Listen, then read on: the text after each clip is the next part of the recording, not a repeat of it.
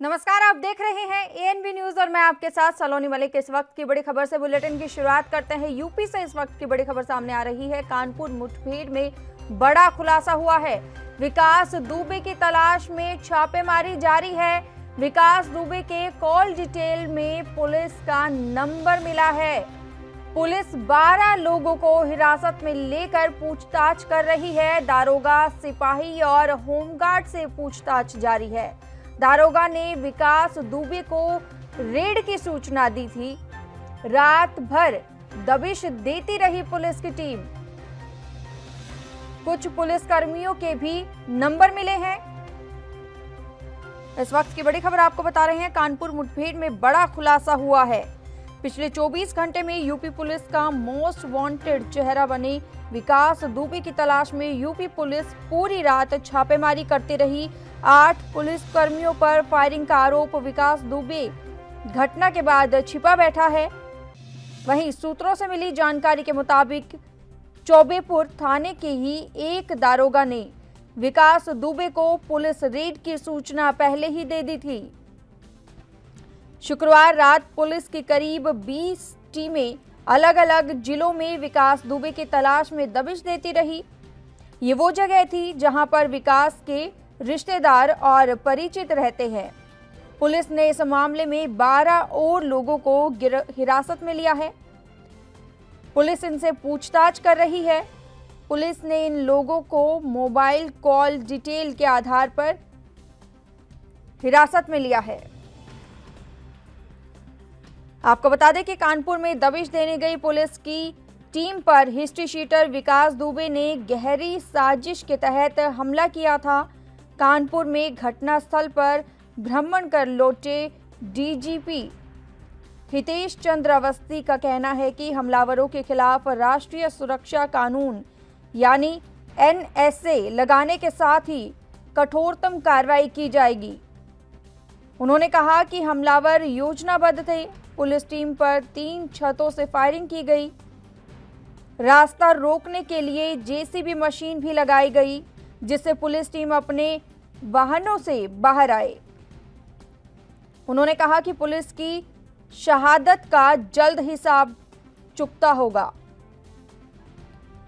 बदमाशों को उनके अंजाम तक पहुंचाया जाएगा। वहीं आईजी ने भी विकास दुबे पर 50,000 का इनाम भी घोषित कर दिया है।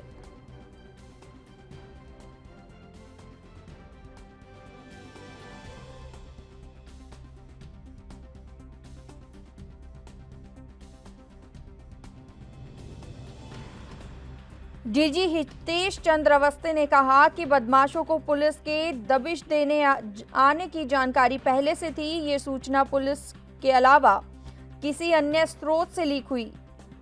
इन सभी बिंदुओं पर गहनता से जांच की जाएगी।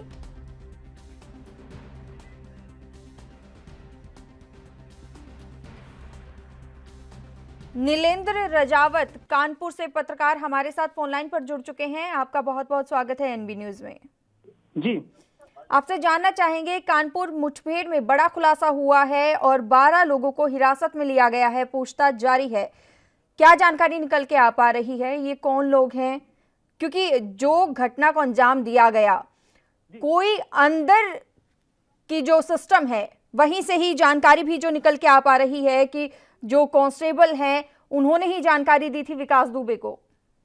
जी, जैसा कि आपको बता दें, जैसा कि कल से ही इस बात की बराबर चर्चा मीडिया में चल रही है कि कहीं ना कहीं पुलिस से विकास दुबे लगातार संपर्क में था, जिसके बाद उसको ये जानकारी हुई कि इतनी संख्या में पुलिस बल गांव में पहुंच रहा है। तो कहीं ना कहीं इसमें, जैसा कि कल चौबेपुर थानाध्यक्ष के ऊपर भी ऐसा आरोप लगाया जा रहा था, वहां ऐसी बातें सामने निकल करके आई थी कि वो विकास दुबे के लगातार संपर्क में थे। तो अभी हाल ही में ऐसा ही बात निकल करके आई है कि जो विकास दुबे की जो कॉल डिटेल निकाली गई है उसमें कई पुलिसकर्मियों से लगातार उसकी बात हुई है। तो कहीं ना कहीं सूबे की कानून व्यवस्था पर और प्रशासनिक जो गोपनीय चीजें हैं ये कैसे लीक आउट हुई और कौन कौन इसमें संलिप्त है, इसकी जांच की जा रही है। वहीं आईजी जोन कानपुर मोहित अग्रवाल लगातार इस पूरी घटनाक्रम पर अपनी नजर बनाए हुए हैं। 8 से 10 लोगों को गिरफ्तार किया गया है, उनसे इस बारे में पूछताछ जारी है। जी आपसे जानना चाहेंगे 50,000 का इनाम भी घोषित किया गया है विकास दुबे पर। जी जी, आपको बता दें कि उत्तर प्रदेश पुलिस ने विकास दुबे की गिरफ्तारी के लिए विकास दुबे के ऊपर 50,000 रुपए का इनाम घोषित किया है, क्योंकि ये इतना बड़ा अपराधी है। सन 2001 में थाने के अंदर दुस्साहसिक कदम दिखाते हुए इसने वहां दर्जा प्राप्त राज्य मंत्री को गोलियों से भून दिया था। इसके बाद न्यायालय में गवाह न मिलने के कारण उसको बरी कर दिया गया था। लेकिन कहीं ना कहीं सवाल ये खड़ा होता है कि इसके खिलाफ इतने आपराधिक मुकदमे दर्ज थे और इतने आपराधिक मुकदमे में सजा भी कई मामलों में इसको थी, आजीवन कारावास की सजा थी। तो ये चूक निकल करके प्रशासन के सामने आ रही है कि प्रशासन के द्वारा क्यों इस मामले में जो आजीवन कारावास से बेल हुई थी, तो बेल को खारिज कराने के लिए जिला प्रशासन और जिला पुलिस के द्वारा वहां पर क्या कार्रवाई की गई है। जी नीलेंद्र राजावत, आपसे जानना चाहेंगे कि बीजेपी नेता और राज्य मंत्री की भी हत्या कर चुका है विकास दुबे, लेकिन ऐसे में पुलिस सिस्टम पर ये बहुत बड़ा आरोप यहाँ पर लग रहा है, एक सिस्टम की कमी चूक जो है वो नजर आ रही है। आखिर क्या वजह है? जी, आपको बता दें कि ये विकास दुबे जैसे अपराधी ये छोटे से गमले में पैदा होते हैं, लेकिन राजनीतिक संरक्षण में आने के बाद ही ये विशाल बरगद बन जाते हैं।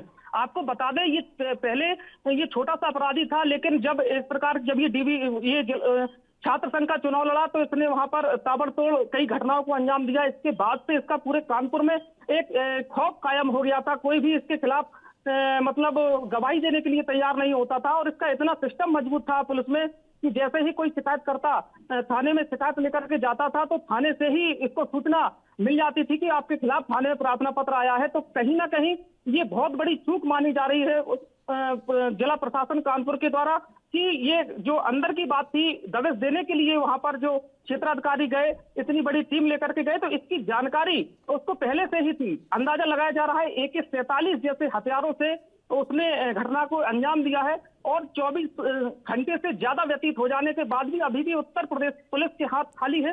तो कहीं ना कहीं सूबे की कानून व्यवस्था और लॉ एंड ऑर्डर पर क्या कोई सुराग हाथ लगा है? अभी तक 24 घंटे से ज्यादा समय व्यतीत हो जाने के बाद अभी तक पुलिस को कोई सुराग नहीं मिला है। हालांकि कानपुर जोन की सारी सीमाओं को सील कर दिया गया है। जितने भी पड़ोसी जनपद हैं वहां के पुलिस कप्तान को ADG law and order Prashant Kumar ने निर्देशित किया है। सीमाओं को सील कर दिया गया है। आने जाने वाले प्रत्येक वाहन को चेक किया जा रहा है और गहनता से उनसे पूछताछ की जा रही है। जी नीलेंद्र राजावत, बहुत बहुत धन्यवाद हमारे साथ जुड़ने के लिए और ये तमाम जानकारी देने के लिए। इस वक्त की बड़ी खबर आपको बता रही हैं। पिछले 24 घंटे में यूपी पुलिस का मोस्ट वांटेड चेहरा बने विकास दुबे की तलाश में यूपी पुलिस पूरी रात छापेमारी करती रही और इसी के साथ ही 8 पुलिस कर्मियों पर फायरिंग का आरोपी विकास दुबे घटना के बाद छिपा बैठा है। सूत्रों के मुताबिक चौबेपुर थाने के ही एक दरोगा ने ही विकास दुबे को पुलिस रेड की सूचना पहले से ही दे दी थी। शुक्रवार रात पुलिस के करीब 20 टीमें अलग अलग जिलों में विकास दुबे की तलाश में दबिश देती रही। ये वो जगह थी जहां पर विकास दुबे के रिश्तेदार और परिचित रहते हैं। पुलिस ने इस मामले में 12 और लोगों को हिरासत में लिया है। पुलिस इनसे पूछताछ कर रही है। इन लोगों को मोबाइल कॉल डिटेल के आधार पर पकड़ा गया है।